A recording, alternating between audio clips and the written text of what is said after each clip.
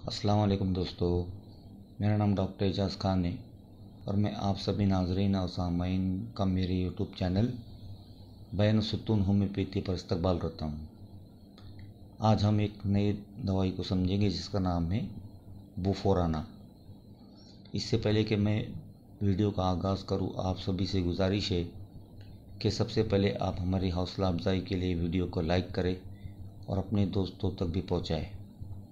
और आप अगर मेरे चैनल पर नए हो तो वीडियो को सब्सक्राइब करके बगल में लगे बेल की घंटी को दबाकर ऑल पर भी क्लिक कर दें ताकि मेरे आने वाले तमाम नए वीडियोस से आप महरूम न रह सके।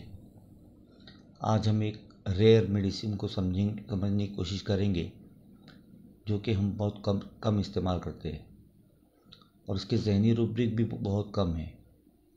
डॉक्टर केन सर की रेपेट्री के ज़हनी बाब में 70 से 72 रूब्रिक ही इस दवाई के मिलते हैं। सूरह बकरा में बताया गया है कि अल्लाह सुब्हान व तआला ने हज़रत आदम अलैहिस्सलाम को तमाम अशिया का इल्म दिया, लेकिन औलाद आदम में हर किसी को मुकम्मल इल्म नहीं होता। कोई किसी एक हुनर में माहिर होता है तो कोई किसी दूसरी फील्ड में। यही वजह है कि मेरे एक केस में मुझे बार बार नाकामी हासिल हो रही थी। कई फॉलोअप के बाद आखिरकार उस्ताद मोहतरम की मदद से मैंने इस केस को हल किया और वो केस मंदज़ैर है। एक 18-19 साल लड़की जो कि हैज़ की ज़्यादती से परेशान थी। खेड़े गांव में ये रहने वाली, देखने में मासूम, भोली भाली, कमसुन। इसे साल भर से खून हैज़ बहुत ज़्यादा इखराज होता था और वो भी 15-16 दिनों तक चलता ही रहता। हालांकि इसकी टेस्ट रिपोर्ट नॉर्मल थी। हमने मर्ज़ की वजह तलाश करने की कोशिश की, लेकिन नतीजा सिफर था। वो बहुत ही कमज़ोर और लागे नज़र आ रही थी। खाना भी ठीक से खाया नहीं जाता। मैंने पूछा, सबसे पहले हैज़ कब शुरू हुआ? मरीज़ा ने बताने की बजाय कुछ देर सोच में पड़ गई और जवाब देने की बजाय हंसने लगी। वालदा ने कहा, 13-13.5 साल की उम्र में हुआ। हमारे लाख पूछने के बावजूद भी मरीज़ा खामोश थी। इससे मुतालिक हमने और मज़ीद मालूमात जमा करने की कोशिश की, मसलन इसका मिजाज वगैरह। तो वालदा ने बताया कि मिजाज सर्द है, कभी गुस्सा नहीं आता, खेल कूद का मिजाज है, पढ़ाई में भी कमज़ोर है। 5वीं क्लास के बाद ही घर पर बैठ गई थी। हालांकि मैं वालिदा से गुफ्तगू कर रहा था, लेकिन मेरी नज़र इस लड़की पर ही थी। वह हमारी बातों को भी सुन रही थी और अपने बाएं हाथ की उंगली नाक में डालकर बार बार कुछ मैल निकालती और ज़मीन पर पटक देती। हालांकि मैं इसको देख रहा हूँ और ये भी इसको इल्म है, लेकिन वो अपने फ़ेल को जारी रखे हुए थी। मैंने इससे और बहुत सवालात किए, लेकिन वो कम ही जवाब दे रही थी। वालदा की मालूमात पर और कुछ रूब्रिक बनाए, for example frivolous, naive, light desire for playful, childish behaviour, laughing, anguish, imbecility, memory weakness. और इन 3 रूब्रिक के सहारे हमने इसे बेलाडोना दिया। मरीज़ा को भी बेलाडोना की 3 खुराकें दी गई और 15 रोज़ के बाद बुलाया गया। पहले फॉलोअप में ये नतीजा निकला कि बेलाडोना ने कुछ जुज़वी असरात दिखलाए। मुझे लगा शायद क़ुव्वत की कमी हो, इसलिए मैंने इसकी पोटेंसी बढ़ा दी और बेलाडोना 200 की एक खुराक दी। फिर बुलाया, लेकिन मुझे फिर नतीजा झील जैसा न मिला। तीसरे फॉलोअप में मैंने कुछ और रूब्रिक निकाले और ब्राइटा कार्ब 200 की 3 खुराकें दी, लेकिन इस बार भी कोई फ़ायदा नहीं था। फिर मैंने नया केस लिया, हालांकि इस बार भी वो अपनी नाक को रेत रही थी। तो मैंने वालदा से पूछा कि क्या ये इसकी आदत है? तो वालदा ने बताया कि नहीं, अभी कुछ रोज़ से ज़ुकाम की शिकायत है, इसीलिए शायद ये ऐसा कर रही है। तो इस बार मैंने कुछ नए रूब्रिक लिए। लेकिन मरीज़ा की ज़बान से कुछ घरेलू साफ साफ बातें भी निकली जो कि छुपाई जानी चाहिए थी। तो इस बार मैंने कुछ नए रूब्रिक लिए। Truth tell in the plain, naive, cheerful in company और बोविस्टा 200 की एक खुराक दी, लेकिन नतीजा इतना ही हासिल हुआ जितना कि पहले फॉलोअप में था। इस बार मैंने उस्ताद मोहतरम से इस केस के बारे में गुफ्तगू की।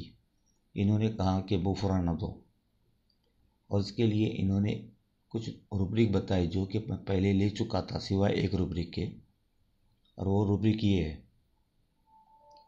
Company aversion to desire for solitude, masturbation to practice, जिसमें बुफराना अकेली दवा है। मतलब माशरे के सामने झलक लगाने की मशक करना। एक 18 साल लड़की और एक ऊंचे माशरे में लोगों के सामने वो फेल करती है जो उसे नहीं करना चाहिए। तो प्रैक्टिस मास्टरबेशन यानी झलक लगाना कोई अच्छा फेल नहीं है, और वो भी माशरे के सामने। नाक को रेदना सिर्फ ज़रूरत है, ठीक है, लेकिन कुछ वक्त के लिए सब्र भी किया जा सकता है, या खुद को छुपा कर नाक को रेदा जा सकता है, या नाक को रेदते हुए अगर कोई देख ले तो कुछ तो शर्मिंदगी का एहसास भी होना चाहिए, जो कि मरीज़ा में बिल्कुल नहीं था। मास्टरबेशन, जिसके बैन सुतून मानी हुए नाक को रेदना या निस्वानी जगह पर लोगों के सामने खुजाना। और इत्तेफाक देखिए कि जब वो अगली बार आई, हालांकि हालात तो वही थे, 15 रोज से हैज जारी था, इसलिए कपड़े की कुछ तकलीफ़ें शायद हो रही थी।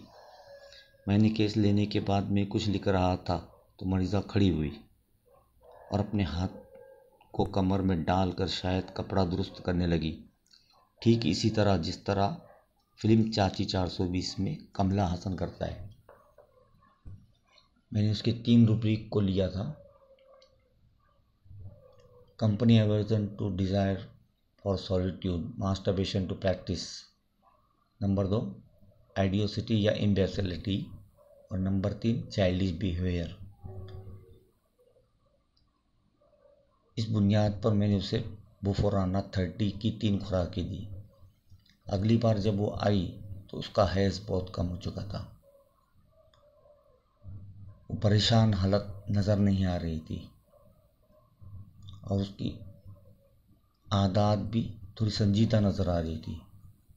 देखिए, झलक लगाना कोई जायज़ फेल नहीं है, और कोई भी इस तरह की हरकत करता है तो वो खुद को छुपा कर करता है, लेकिन बुफराना में वो समझ नहीं होती, वो तो नासमझी में खुद को नंगा करता है। नेकेड वॉन्ट्स टू बी में भी है। ये तो बेशरम होता है, शेमलेस होता है, लेकिन इसकी बेशर्मी विराटरम एल्बम की तरह नहीं होती, बल्कि इसकी बेशर्मी में भी एक भोलापन होता है। बुफराना के हमने कुछ और रूब्रिक लिए थे,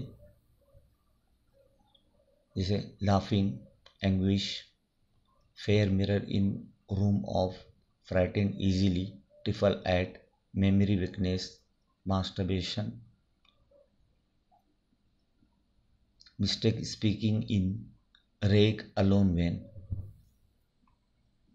तो आज हमने एक मेटाफोर बैन सुतून रूब्रिक को समझा। अल्लाह सुब्हानहू तआला से दुआ है कि हमें होम्योपैथी को समझकर उसे इस्तेमाल करने की तौफीक अता फरमाए। मिलते हैं अगली दवाई के साथ, तब तक के लिए अपना ख्याल रखें। अल्लाह हाफिज़।